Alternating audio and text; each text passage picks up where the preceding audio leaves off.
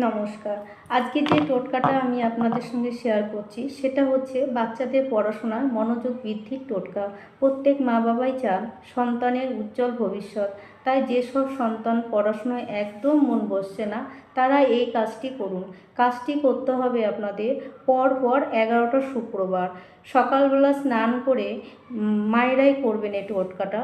সকালবেলা স্নান করে 5টি তুলসী পাতা, 5টা মানে যে চালে আমরা ভাত খাই সেই চাল 5টা আভাঙা চাল নেবেন, আর নেবেন হচ্ছে একটা গোলাপ ফুল। 3টে জিনিস একত্রে নিয়ে আপনার সন্তানের বুকে ছুঁয়ে মা লক্ষ্মীর সামনে আপনারা রেখে দিন। পরপর 11টা শুক্রবার এই কাজটি করুন। যখন এই কাজটি করবেন অবশ্যই মা লক্ষ্মীর কাছে প্রার্থনা করবেন যেন আপনার সন্তানের পড়াশোনার মনোযোগ বৃদ্ধি পায়। আপনারা এই কাজটি একবার করুন, ফল নিশ্চিত পাবেন। নমস্কার। আমার ভিডিওটা যদি আপনাদের ভালো লাগে অবশ্যই লাইক, কমেন্ট ও শেয়ার করবেন।